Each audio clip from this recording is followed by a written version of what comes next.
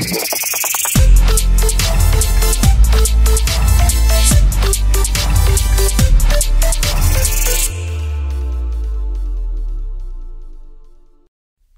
και φίλοι, γεια σας.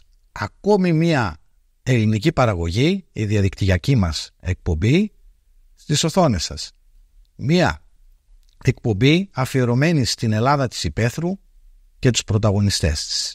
Τους αγρότες, τους κτηνοτρόφους, τους μελισσοκόμους, τους αλιείς. Μία εκπομπή η οποία η σημερινή είναι αφιερωμένη στο ακτινίδιο.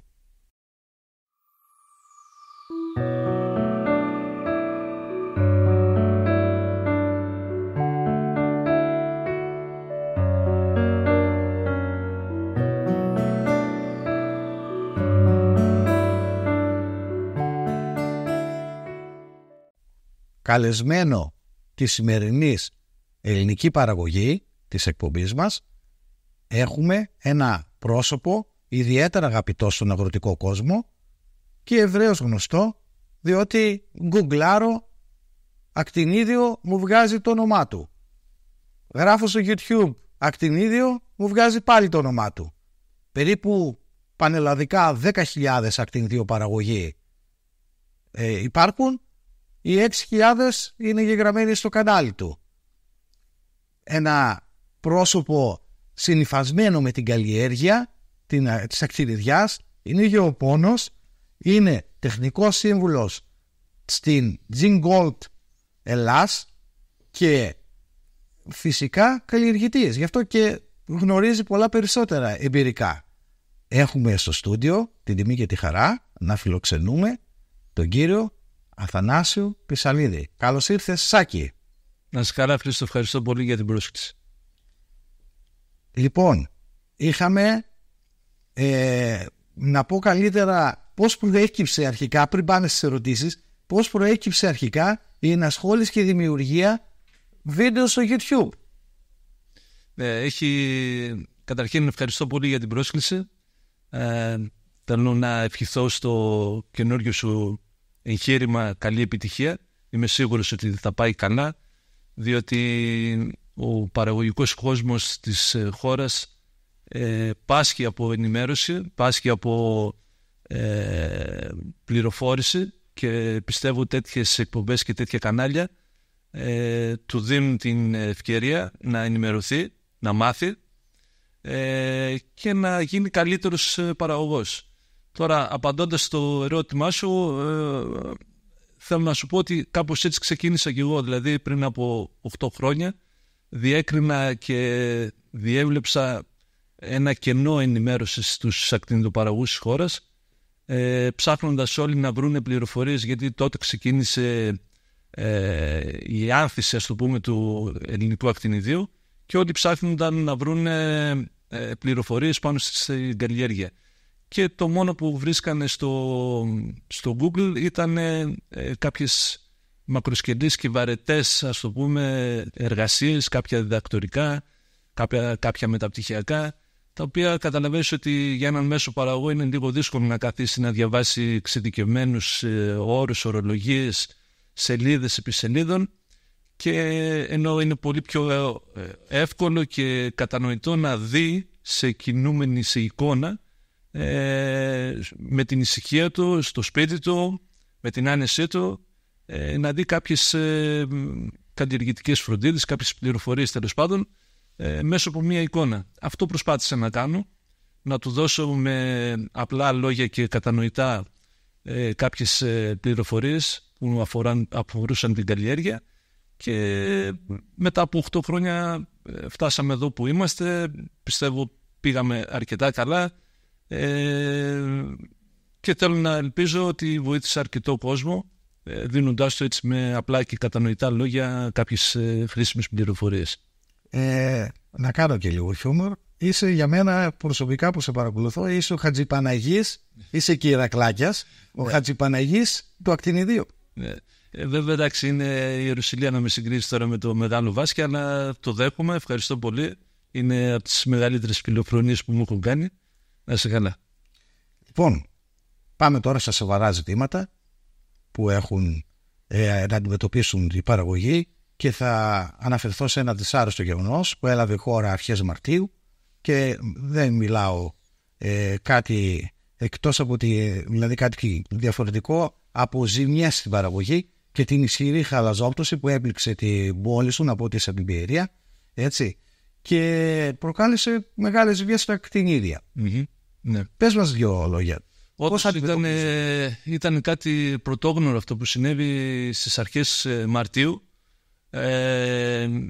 Ισχυρή χαλαζόπτωση έντονης διάρκειας κιόλας έπληξε κυρίως στα χωριά του Δήμου Δίου, όχι όλη την Πιερία, αλλά κυρίως στα χωριά του Δήμου Δίου, Κονταριώτισσα, Άγιο Σπυρίδωνα, Αυροντού, τα χωριά που είμαστε εμείς, δηλαδή εγώ κατάγομαι από την Κονταριώτισσα, και όντως δημιούργησε αρκετές ζημιές, διότι κράτησε πολλή ώρα, συνοδεύτηκε και με έντονο μπουρίνι, δηλαδή είχαμε και πλημμυρικά φαινόμενα, αλλά το χαλάζι δημιούργησε σοβαρά προβλήματα σε όλες τις καλλιέργειες, αλλά συγκεκριμένα τώρα στα κτηνίδια που αναφέρουμε,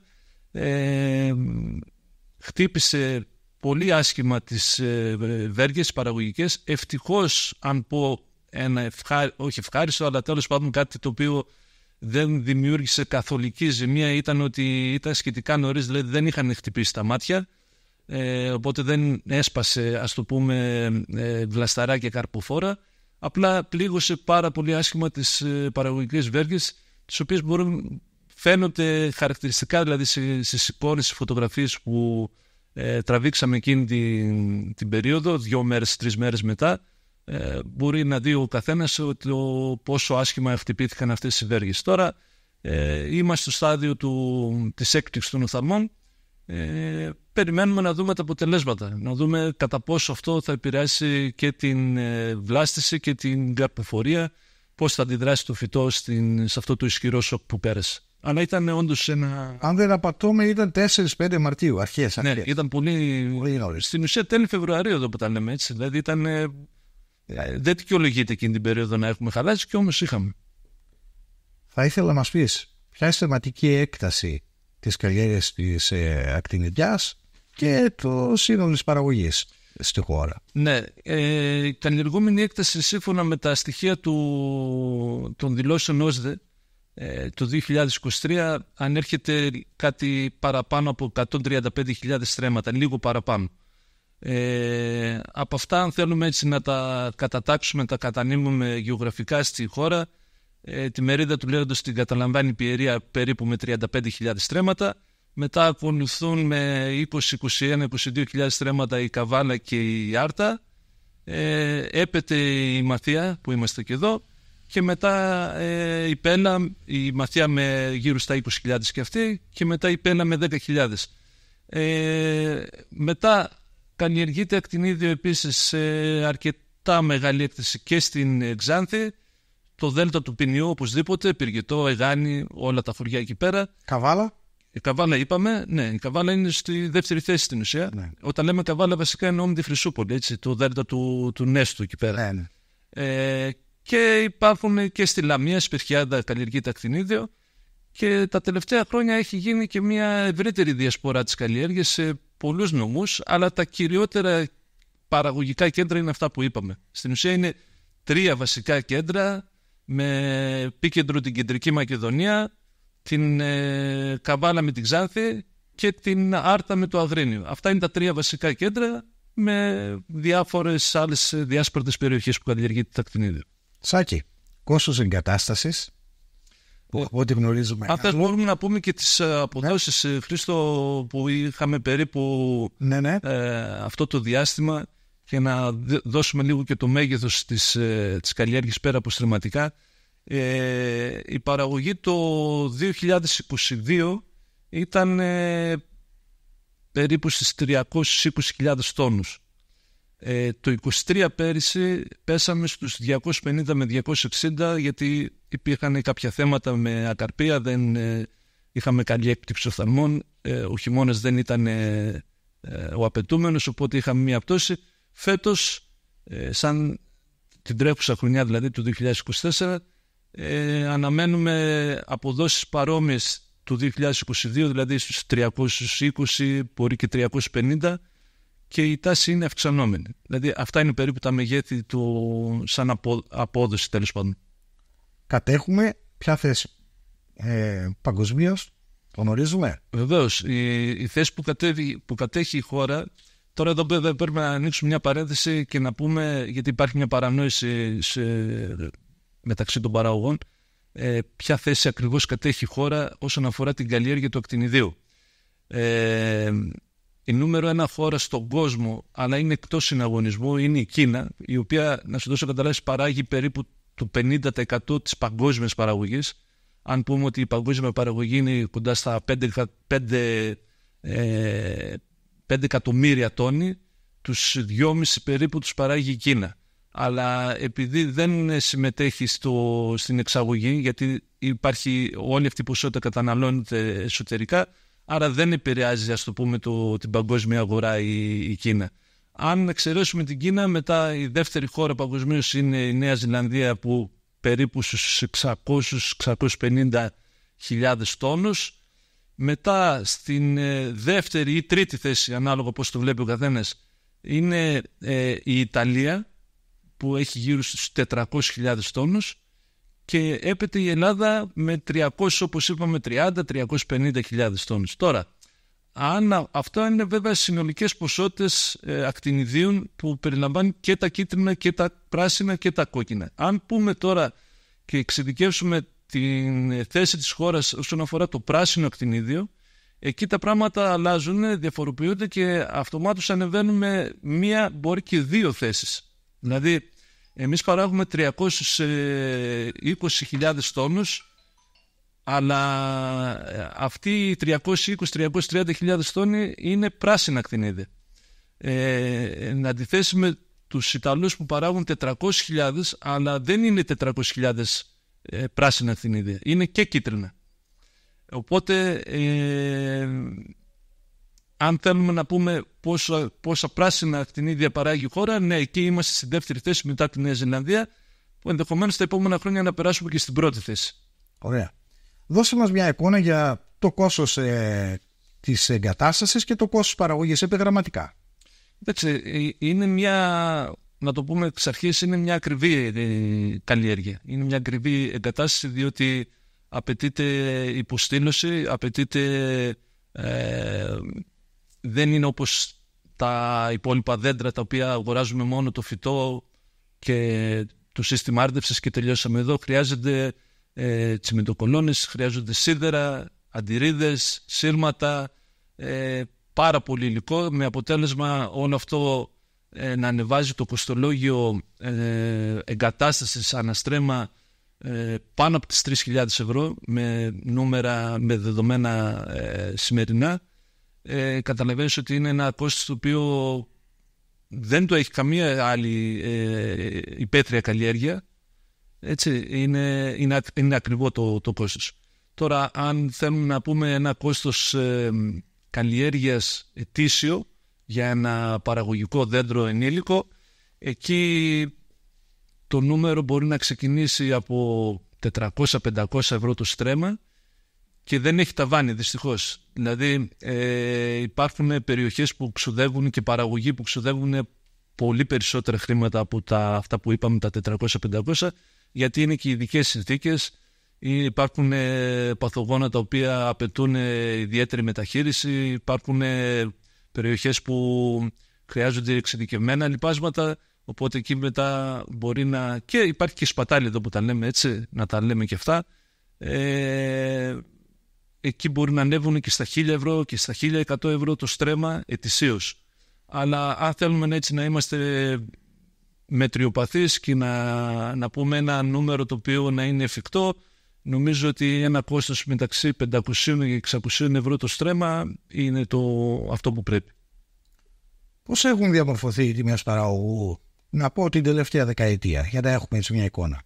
Ναι, έχει ενδιαφέρον να δούμε την τελευταία δεκαετία, όπως λες τώρα, πώς κινήθηκαν οι τιμές, γιατί υπάρχουν μεγάλα σκαμπανεβάσματα, τα οποία εν μέρει δικαιολογούνται, εν μέρει δεν δικαιολογούνται. Είναι αυτό που λέει και η παραγωγή, κάποια παιχνίδια εμπόρων, αλλά μπορούμε ενδεικτικά να αναφέρουμε, για να έχουμε έτσι και ένα μέτρο σύγκρισης, παράδειγμα το 2015 και θα σας πω συγκεκριμένα τιμές που έχω πουλήσει εγώ. Ωραία. Έτσι, για να είμαστε ακριβείς.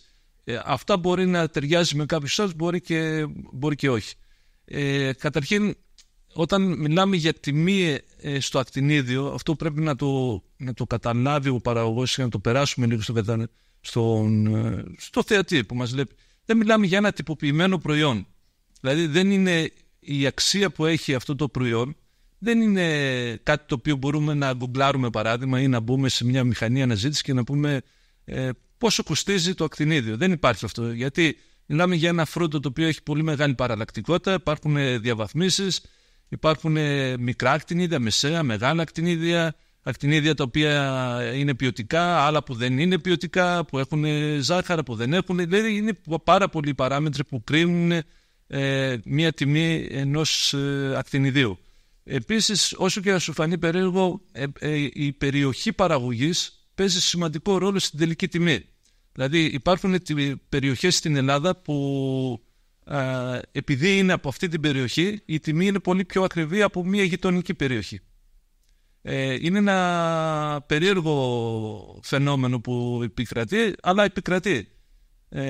Τώρα, αν μιλάμε τώρα για τιμές Κατερίνης, που μπορώ να πω ναι. για μένα, και αυτές τις τιμές που πούλησα εγώ, έτσι, το 2015 πούλησε 35 λεπτά. Ωραία. Το 16 πούλησα 30, το 17 πούλησα 60, το 18 50, το 19 60, το 2020 65, το 21 85, το 22 40, έπεσε η τιμή κατακόρυφα, και το 23 πέρυσι 90. Δηλαδή είχαμε ένα τρομερή αυξομοίωση, ένα σκαμπανέβασμα, το οποίο όπως προείπα εν μέρει δικαιολογείται, εν μέρει και όχι. Αλλά πάνω κάτω είναι αυτές οι τιμές την τελευταία δεκαετία. Ωραία. Μας είπες για τις τιμές, βγάζουν οι τηλεθεατές τα συμπεράσματά τους, τα γνωρίζουν και οι καλλιεργητές πάνω κάτω αυτοί που καλλιεργούν την τελευταία δεκαετία. Υπάρχει, πώς βλέπεις εσύ, είσαι ένας άνθρωπος ο οποίος ασχολείται και μιλάει με πολύ κόσμο πανελλαδικά, υπάρχει αυξητική τάση όσον αφορά το κομμάτι των φυτεύσεων, ή λόγω του ότι απαιτείται μεγάλο κόστος εγκατάστασης η παραγωγή είναι συγκρατημένη? Ναι. Εγώ θα αναφέρω ένα νούμερο μόνο και θα καταλάβεις από εκεί την απάντησή μου. Ετησίως, βάσει δηλώσεων του ΟΣΔΕ, μπαίνουν, φυτεύονται 10.000 στρέμματα ακτινίδια στη χώρα. Την τελευταία τουλάχιστον πενταετία, κάθε χρόνο δηλώνονται 10.000 στρέμματα ακτινίδια. Οπότε καταλαβαίνεις ότι υπάρχει αυξητική τάση όντως. Δεν έχει σταματήσει σχεδόν καμία χρονιά να φυτεύονται ακτινίδια. Ο λόγος είναι απλός και είναι ευνόητος. Δηλαδή με τις τιμές αυτές που ανέφερα και με ένα καλό τονάζ, ο παραγωγός μπορεί να βγάλει καλά λεφτά, να βγάλει κέρδος. Έχει κόπο, εννοείται, θα τα πούμε και στην πορεία, αλλά πιστεύω ότι είναι από τις λίγες καλλιέργειες, δεντρώδεις καλλιέργειες, υπαίθριες, που έχει αυτές τις τιμές και αυτή την αξία. Μάλιστα. Πώς ποικιλίες ακτινιδιάς έχουμε? Θέλω να αναφέρεις επιγραμματικά. Θα έλεγα να το διαφοροποιήσουμε όσον αφορά τα είδη της ακτινιδιάς και όχι τις ποικιλίες, γιατί οι ποικιλίες υπάρχουν πάρα πολλές. Τα βασικά είδη είναι τα πράσινα, τα ακτινίδια ντελιτσιόζα δηλαδή, στα οποία πράσινα εμείς, όπως είπα πριν, καλλιεργούμε σχεδόν το 99% πράσινα ακτινίδια. Τώρα ξεκινάνε και κάποια άλλα είδη. Το δεύτερο είδος είναι τα κίτρινα τα ακτινίδια, τα ακτινίδια κινένσης. Υπάρχουν τα λεγόμενα κόκκινα, αλλά δεν είναι ακριβώς κόκκινα, είναι δίχρωμα. Υπάρχει ένας κόκκινος μεταχρωματισμός εσωτερικά της σάρκας, που στην Ελλάδα υπάρχουν ελάχιστα κτήματα.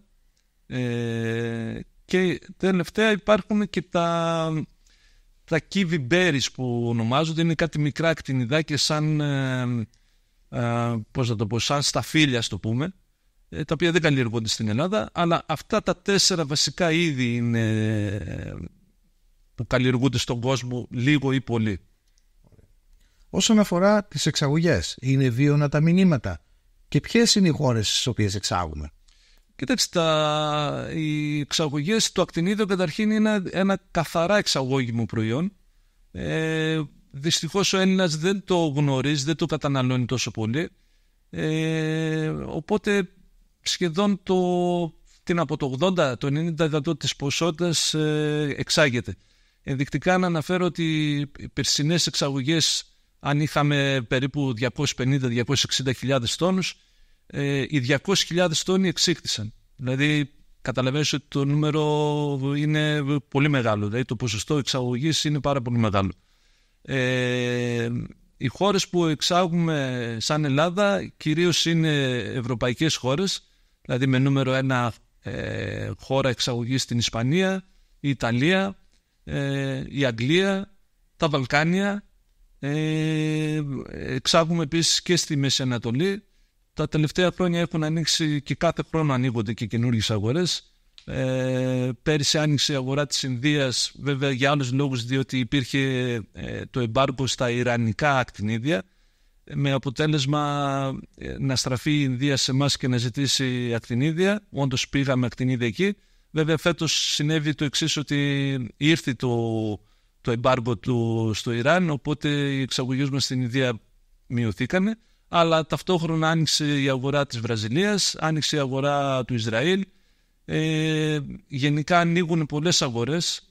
Το θέμα είναι ότι πρέπει να είμαστε σε θέση να τις κρατήσουμε, και εκεί είναι ένα μεγάλο ζήτημα, πώς θα μπορέσουμε όχι μόνο να μπούμε σε αυτές τις αγορές, αλλά να φανούμε αντάξιοι και να τις κρατήσουμε και να μπορέσουμε να επιβιώσουμε στον ανταγωνισμό που υπάρχει όσον αφορά αυτές τις χώρες. Ωραία. Αντιμετωπίζουν οι παραγωγοί δυσκολίες όσον αφορά την έβρεση εργατικών χεριών? Κοίταξε, το πρόβλημα με τα εργατικά χέρια αφορά όλο τον παραγωγικό κόσμο, είτε είναι ακτινίδια, είτε είναι δεντρώδεις καλλιέργειες, είτε και οποιασδήποτε άλλες καλλιέργειες. Είναι ένα θέμα το οποίο μας απασχολεί. Αυτά μεροκάματα, στο πούμε, που υπάρχουν είναι πολύ λίγα, πανάκριβα, ανεβάζουν πάρα πολύ και το κόστος παραγωγής.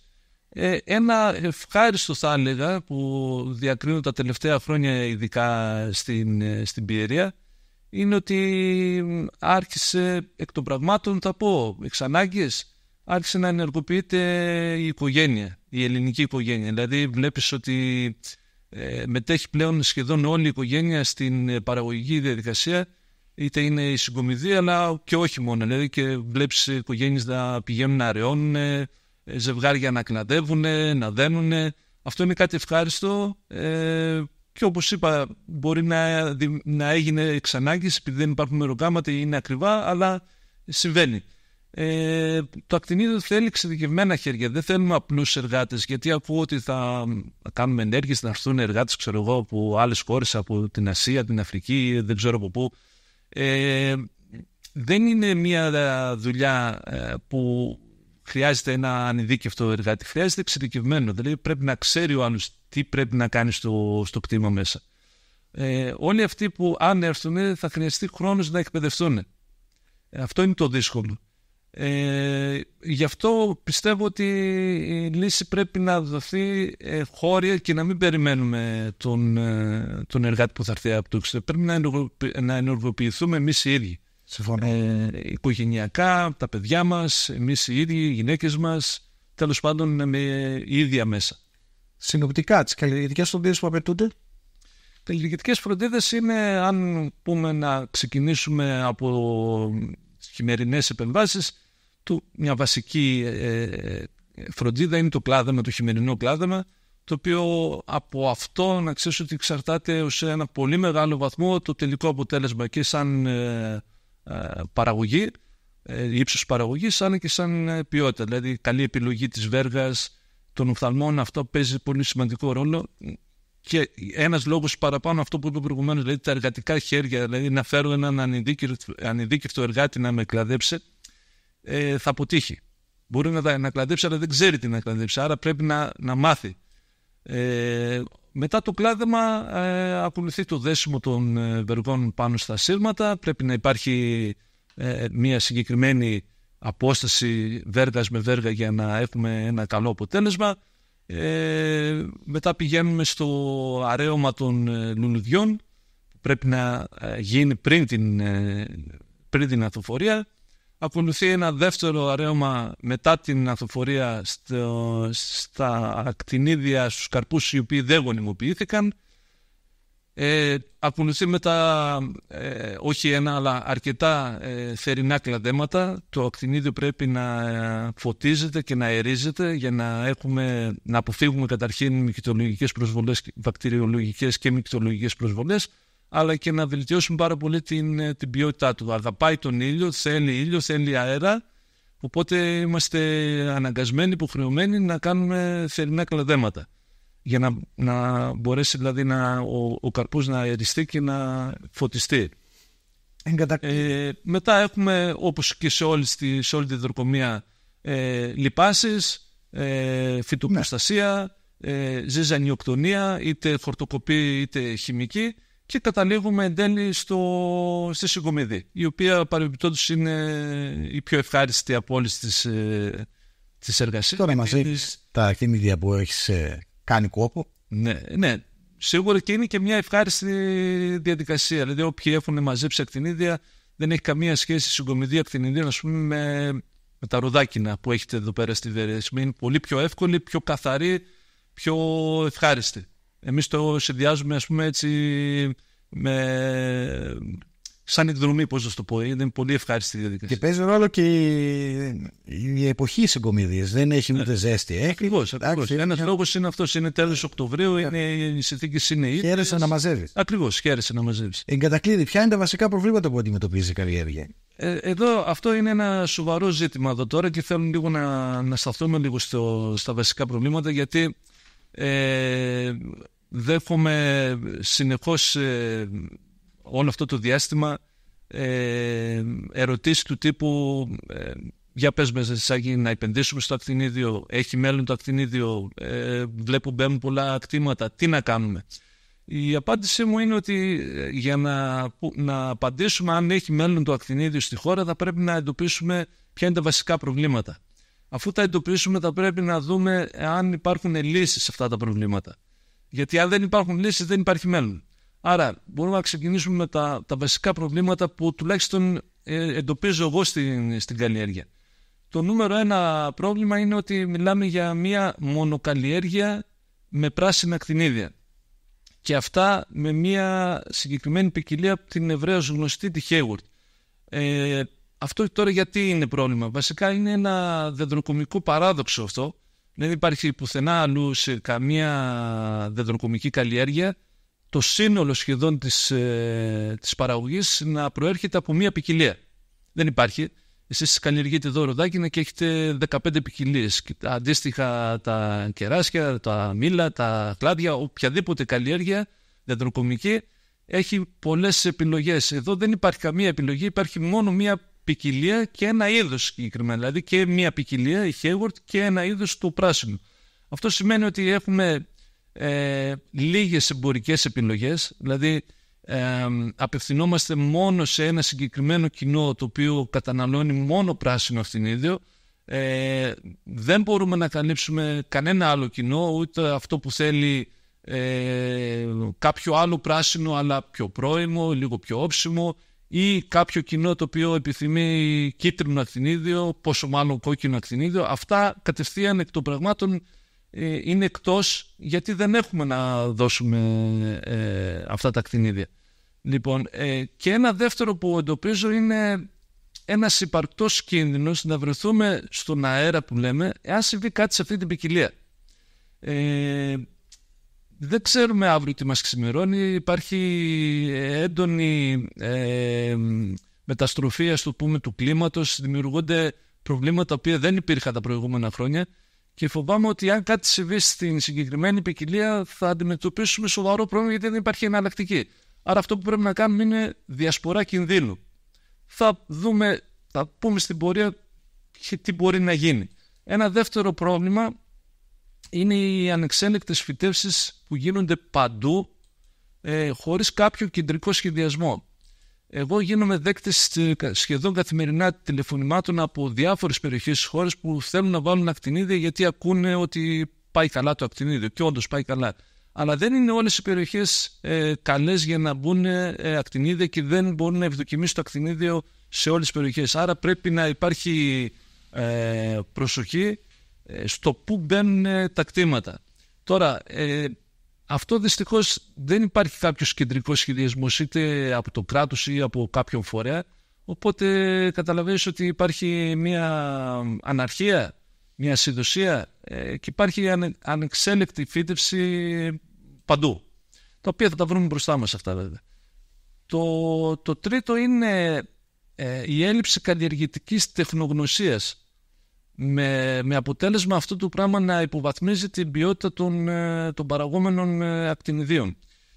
Τι θέλω να πω σαν έλλειψη τεχνογνωσίας? Και έλλειψη σωστής καλλιεργητικής νοοτροπίας, θα έλεγα καλύτερα. Παράδειγμα, πρόωρες σκοπές. Είναι μεγάλο πλήγμα αυτό για την καλλιέργεια, να κόβονται ακτινίδια πριν την ορίμασή τους. Ο κανονισμός ο ευρωπαϊκός προβλέπει μάλλον ότι υπάρχουν κάποια ελάχιστα εμπορικά στάνταρ που πρέπει να πληρούνται για να γίνει η συγκομιδή των ακτινιδίων. Αυτό δυστυχώς δεν εφαρμόζεται, δεν μπορεί να ελεγχθεί εύκολα από το κράτος, οπότε παρατηρείται τα τελευταία χρόνια, και επειδή αυξάνει η ζήτηση του ακτινιδίου, παρατηρούνται πρόωρες σκοπές, άλλοι τις λένε παράνομες, εγώ θα πω ότι είναι πρόωρες. Αυτό έχει άμεσο αντίκτυπο στην ποιότητα του ακτινιδίου, και δυστυχώς όταν βγαίνει αυτό το ακτινίδιο στο εξωτερικό, βγαίνει σαν ελληνικό ακτινίδιο, δεν βγαίνει ούτε σαν ακτινίδιο Πισανίδης, ούτε σαν Βουριάδης, ούτε βγαίνει σαν ελληνικό, οπότε δυσφημείται το ελληνικό φρούτο. Το δεύτερο είναι ότι μπορεί να φανεί λίγο περίεργο αυτό που θα πω, αλλά υπάρχει η τάση τα τελευταία χρόνια να αυξάνονται συνεχώς οι στρεμματικές αποδόσεις. Αυτό τώρα γιατί είναι λάθος? Γιατί όσο αυξάνουμε τις αποδόσεις αναστρέμα στο ακτινίδιο, πέφτει κατακόρυφα η ποιότητά του.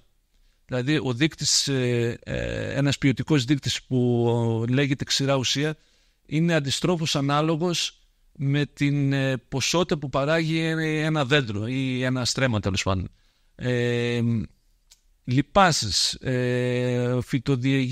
βιοδιαγέρτες, ορμόνες, όλα αυτά έχουν φτάσει στο σημείο να έχουμε πολύ ψηλές αποδόσεις, ειδικά σε κάποιες περιοχές.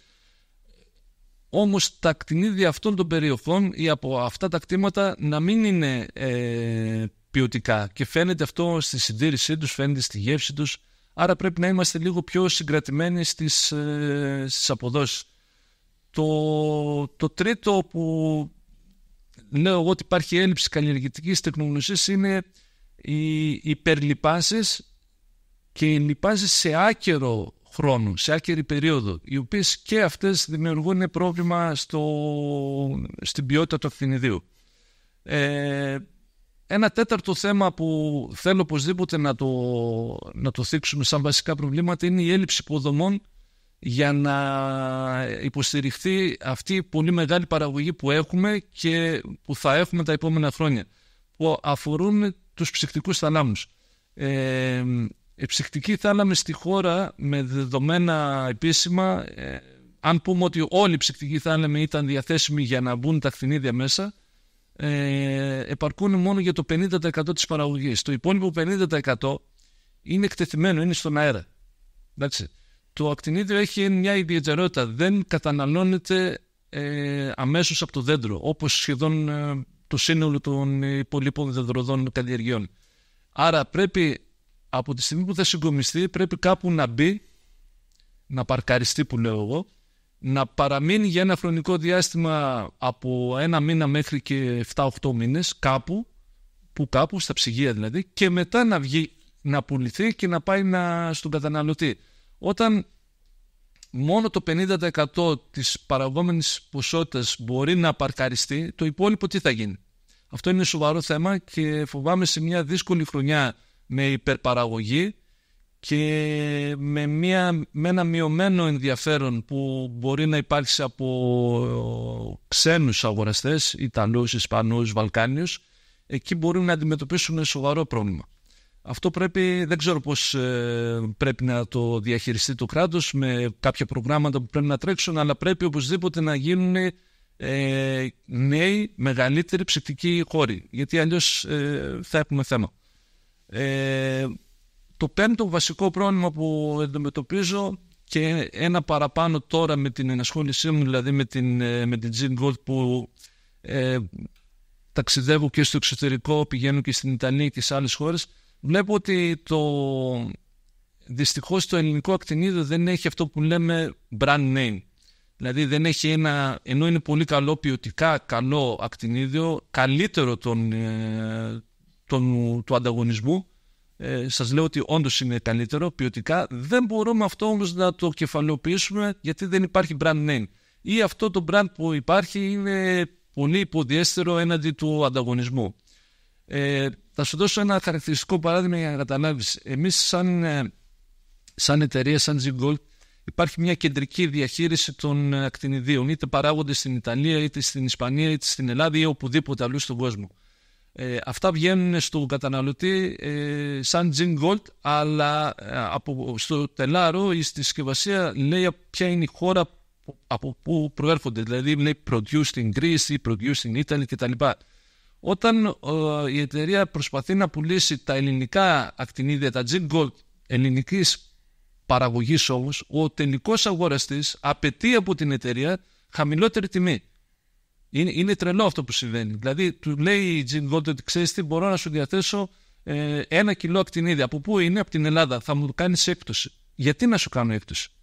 Αυτό σημαίνει ότι ο τελικός αγοραστής, είτε είναι Άγγλος, Σουηδός ή Αμερικάνος, οποιοδήποτε, να πω ότι δεν εμπιστεύεται το ελληνικό ακτινίδιο, να πω ότι πατάει πάνω στην έλλειψη του brand για να πετύχει καλύτερες τιμές, εν αντιθέσει παράδειγμα με τα ιταλικά τα ακτινίδια που δεν είναι τόσο ποιοτικά όσο τα δικά μας. Εγώ θα λέγω ότι δεν είναι καθόλου ποιοτικά, αλλά τέλος πάντων, επειδή γράφει produced in Italy, αποκτούν μια υπεραξία. Άρα αυτό σημαίνει ότι δεν έχουμε ένα καλό brand name. Πρέπει να βελτιωθούμε πάρα πολύ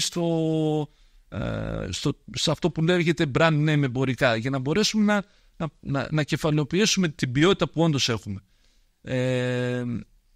Το έκτο πρόβλημα που προκύπτει τα τελευταία χρόνια, γιατί τα προηγούμενα ήταν ας πούμε και βασικά προβλήματα δεκαετιών, αλλά τα τελευταία χρόνια προκύπτει ένα εξίσου σημαντικό πρόβλημα που λέγεται προσαρμογή στις νέες κλιματικές συνθήκες. Αυτό τι σημαίνει? Σημαίνει ότι επειδή έχει αλλάξει το κλίμα, υπάρχει αυτή η λεγόμενη κλιματική κρίση, θα πρέπει η καλλιέργεια να αρχίσει να προσαρμόζεται πάνω στα νέα δεδομένα. Δηλαδή, τι παρατηρούμε τα τελευταία χρόνια? Θερμότερους χειμώνες, που σημαίνει ότι το ακτινίδιο δυσκολεύεται να συγκεντρώσει τις απαιτούμενες ώρες χαμηλών θερμοκρασιών, με αποτέλεσμα να μην διαφοροποιούνται οι οφθαλμοί και την άνοιξη είτε να μην έχουμε καλή έκπτυξη οφθαλμών, είτε οι οφθαλμοί που εκτίσσονται να μην έχουν παραγωγή. Αυτό συνέβη πέρυσι παράδειγμα. Γι' αυτό και είχαμε και την πτώση στις αποδόσεις. Πέρυσι υπήρχαν περιοχές στην Ελλάδα που οι αποδόσεις ήταν τραγικές. Δηλαδή είχαν πέσει στον 1 τόνο το στρέμμα, 1,5 τόνο το στρέμμα, τίποτα δηλαδή στην ουσία. Αυτό πρέπει να μας προβληματίσει. Γιατί δεν είναι ένα μεμονωμένο γεγονός που συνέβη μια χρονιά. Βλέπετε ότι από εδώ και στο εξής αυτό μπορεί να είναι και ο κανόνας. Θα δούμε παρακάτω ποιες μπορεί να είναι οι λύσεις. Εγώ απλά θα αναφέρω τα προβλήματα αυτή τη στιγμή και τις λύσεις θα δούμε λίγο αν υπάρχουν λύσεις. Έτσι, όπως είπαμε ότι αν δεν υπάρχουν λύσεις πρέπει να την πούμε αυτή την αλήθεια, ότι παιδιά δεν υπάρχει λύση. Το δεύτερο είναι ότι παρατηρούνται συχνότεροι ανοιξιάτικοι παγετοί. Έχουμε παγετούς ειδικά εδώ στην Κεντρική Μακεδονία που έχουν συμβεί και σχεδόν στα μέσα Απριλίου. Δηλαδή όταν το ακτινίδιο πλέον υπάρχει βλάστηση κανονική. Σοβαρές ζημιές. Το τρίτο είναι παρατηρούνται τα τελευταία χρόνια συχνότεροι και με μεγαλύτερη διάρκεια καλοκαιρινοί καύσωνες. Έχουμε θερμοκρασίες που ξεπερνάνε και τους 40 βαθμούς. Σοβαρό πρόβλημα και αυτό για ένα φυτό το οποίο δεν ανέχεται τόσο υψηλές θερμοκρασίες. Το τέταρτο είναι έχουμε έντονες πλημμύρες μετά από παρατεταμένη περίοδο ανομβρίας. Αυτό στρεσάρει, σοκάρει, μπορεί να ξεράνει ακόμα και το φυτό. Πρέπει να μας προβληματίσει και αυτό. Το επόμενο είναι συχνότερες και εντονότερες χαλαζοπτώσεις, ακόμα και σε περίοδο που δεν δικαιολογείται εντός εισαγωγικών. Όπως είπαμε στην αρχή, δηλαδή αρχές Μαρτίου να ρίχνει χαλάζι στην Κατερίνη δεν δικαιολογείται. Δεν είναι, το χαλάζι συνήθως πέφτει καλοκαιρινούς μήνες. Κι όμως έπεσε και δημιούργησε πρόβλημα αρχές Μαρτίου. Και το τελευταίο είναι ότι λόγω της παρατεταμένης ξηρασίας μπορεί να κάνει να βρέξει και 2 μήνες και 2,5 μήνες ανάλογα την περιοχή. Αυτό δημιουργεί σοβαρά προβλήματα άρδευσης πλέον. Έτσι έχουμε θέμα με το αρδευτικό νερό, οπότε ένα φυτό το οποίο αγαπάει, λατρεύει στην ουσία το νερό, δεν έχουμε τρόπο να το χορηγήσουμε. Έτσι. Τώρα, αυτά είναι τα βασικά προβλήματα. Φανάση. Ναι, μπορούμε να πούμε τις λύσεις βέβαια.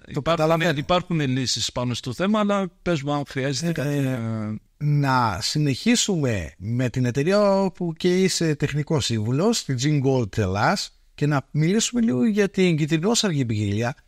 Ποια είναι τα ποιοτικά χαρακτηριστικά της, ποια είναι τα συγκριτικά πλεονεκτήματα σε σχέση με τις άλλες γνωστές ποικιλίες, και να μας πεις 2 λόγια δηλαδή και για την εταιρεία. Ναι. Καταρχήν να πούμε ότι η Gene Gold είναι η Gene Gold Ελλάς είναι ένα παρακλάδι, ας το πούμε, μια εταιρεία θυγατρική της Gene Gold Ιταλίας. Η Gene Gold σαν εταιρεία εδρεύει στην Ιταλία, στην Τζεζένα. Εμείς είμαστε η Gene Gold Ελλάς που εδρεύουμε στην Θεσσαλονίκη. Η εταιρεία δημιουργήθηκε, ιδρύθηκε το 2020 και ο σκοπός της εταιρείας είναι να διακινεί, να εμπορεύεται και να διακινεί ακτινίδια, τα οποία ποικιλίες τις οποίες έχει την αποκλειστική διάθεση. Έχει τα δικαιώματα. Τα δικαιώματα αυτά περιλαμβάνουν την παραγωγή φυτών, την καλλιέργεια φυτών, την εμπορία του φρούτου, τη διάθεση του φρούτου, όλη την εμπορική δηλαδή διαδικασία έχει τα αποκλειστικά δικαιώματα η Gene Gold. Η εταιρεία κατέχει τα δικαιώματα 4 ποικιλιών για την Ελλάδα. Οι 2 είναι οι κυτρινόσαρκες ποικιλίες, η Gene Yang και η Gene Tao, μία κοκκινόσαρκη, η Dong Ho, και μία πράσινη ποικιλία, η Boerica. Σε αυτές τις 4 ποικιλίες έχει τα αποκλειστικά δικαιώματα και τις καλλιεργούμε, ας πούμε, συμβολιακά με τους παραγωγούς σε όλη τη χώρα. Οι ζώνες που απευθυνόμαστε είναι στην ουσία πάλι οι 3 βασικές καλλιεργητικές ζώνες, η Κεντρική Μακεδονία, Καβάλα, Ξάνθη και περιοχή του Αγρινίου και της Άρτας. Αν θέλουμε να δώσουμε κάποια νούμερα, μπορούμε να πούμε ότι οι φυτίες ξεκινήσανε δειλά-δειλά το 2021 και κάθε χρόνο εντείνονται. Ήδη έχουμε φτάσει περίπου στα 1000 στρέμματα κίτρινων ποικιλιών σε όλη τη χώρα και γύρω στα 530-550 στρέμματα πράσινης. Βλέπετε ότι δίνει βάση η εταιρεία, αλλά και η ζήτηση που υπάρχει από τους παραγωγούς, κυρίως προς το κίτρινο ακτινίδιο και όχι προς το πράσινο. Οι λόγοι είναι γιατί μια βασική διαφορά που υπάρχει μεταξύ των κίτρινων έναντι των πράσινων ακτινιδίων είναι ότι τα κίτρινα ακτινίδια δεν χρειάζονται τόσο πολλές χαμηλές ώρες για να διαφοροποιήσουν τους οφθαλμούς. Χρειάζονται περίπου τις μισές ώρες από ό,τι χρειάζεται ένα πράσινο ακτινίδιο ή χέουρτα, ας το πούμε. Άρα σε περιοχές της νότιας δυτικής Ελλάδος, που εκεί τα πράγματα δυσκολεύουν όσον αφορά τις ώρες ψήφους, εκεί η καλλιέργεια κίτρινων ακτινιδίων σε έναν βαθμό είναι και μονόδρομος. Έτσι, γιατί καταλαβαίνετε ότι υπάρχει πρόβλημα στο να καλλιεργηθεί εκεί πέρα πράσινο ακτινίδιο. Αυτό που θέλω να πω για να υπάρχει ένα ξεκαθάρισμα είναι ότι δεν υπάρχει μια κίτρινη ποικιλία όπως θεωρεί ο κόσμος ότι υπάρχει μια πράσινη, που στην ουσία υπάρχει μια πράσινη Hayward. Τα κίτρινα ακτινίδια δεν είναι μια ποικιλία, είναι δεκάδες στην ουσία ποικιλίες.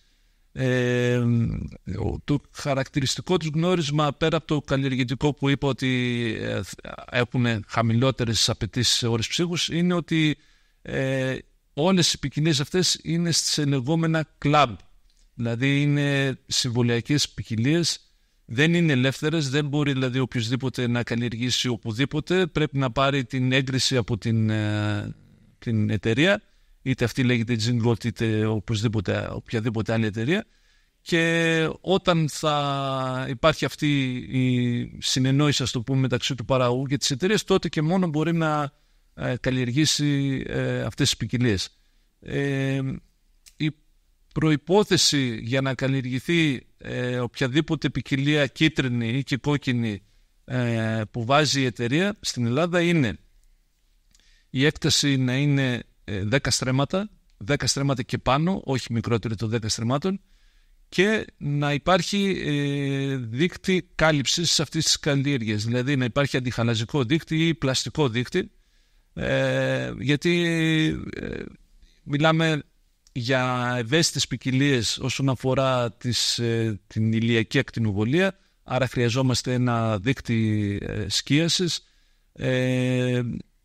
προστασία από τον αέρα. Αυτές οι ποικιλίες, επειδή δεν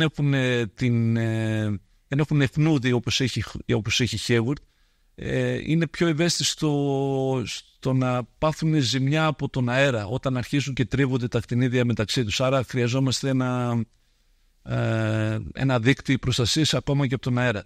Επίσης, οι ποικιλίες αυτές πρέπει να είναι καλυμμένες με δίκτυο ή με πλαστικό και για το λόγο των προσβολών από βακτήριο. Εδώ θέλω να ανοίξω μια παρένθεση, είναι κάτι το οποίο με προβληματίζει ιδιαίτερα. Βλέπω κτήματα που μπαίνουν με κίτρινα ακτινίδια από άλλες εταιρείες που δεν σκεπάζονται με δίχτυ. Αυτό είναι μια ορολογιακή βόμβα. Πρέπει να το πούμε τώρα, πρέπει να προειδοποιήσουμε από τώρα τον κόσμο. Δεν νοείται κίτρινη ποικιλία να μην είναι καλυμμένη με δίχτυ.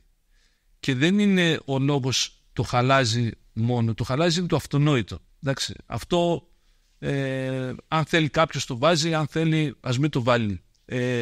Αν πάτε ζημιά από το χαλάζι είναι πρόβλημα δικό του. Αλλά οι ποικιλίες αυτές έχει αποδειχτεί τουλάχιστον στην Ιταλία ότι όταν είναι υποκάλυψη είναι πιο ανθεκτικές και δεν προσβάλλονται τόσο εύκολα ή σχεδόν δεν προσβάλλονται κιόλας από το βακτήριο της ακτινιδιάς. Ένα παθογόνο το οποίο έχει καταστρέψει, ας το πούμε, χιλιάδες στρέμματα στην Ιταλία και στην Νέα Ζηλανδία. Άρα μια τέτοια ευαίσθητη ποικιλία ή είδος μάλλον θα πω καλύτερα, που δεν είναι προστατευμένο από αντιχαλαζικό δίχτυ, είναι μια ορολογιακή βόμβα. Εφιστώ την προσοχή. Πρέπει αυτά τα κτήματα να καλυφθούν και πρέπει να προστατεύονται πάρα πολύ με ψεκασμούς, με χαμκούχα σκευάσματα, με ειδικά σκευάσματα τέλος πάντων έναντι του βακτηρίου. Αυτό παράδειγμα είναι κάτι το οποίο διαφοροποιεί την εταιρεία μας από άλλες εταιρείες. Εμείς δηλαδή είμαστε πολύ αυστηροί σε αυτά τα θέματα. Θα μπορούσαμε να έχουμε πολύ περισσότερη έκταση, περισσότερα κτήματα, όμως αυτά τα δύο, δηλαδή το στρεμματικό και η κάλυψη με δίχτυ, είναι απαράβατοι κανόνες. Οι ποσότητες που αναμένουμε φέτος, γιατί σιγά σιγά μπαίνουν τα κτήματα σε παραγωγή, μπορεί να αγγίξουν και τους 1.000 τόνους. Είναι μια καλή παραγωγή, θέλω να πιστεύω, ότι για τη φετινή χρονιά, αλλά είναι ακόμα λίγο νωρίς, θα δούμε και πώς θα εξελιχθεί η γονιμοποίηση. Αλλά η τάση είναι αυξητική, δηλαδή υπάρχει έντονη ζήτηση από τους παραγωγούς της χώρας. Έχουν αντιληφθεί ότι η καλλιέργεια είναι πολύ πιο προσοδοφόρα από την πράσινη καλλιέργεια, από την πράσινη ποικιλία.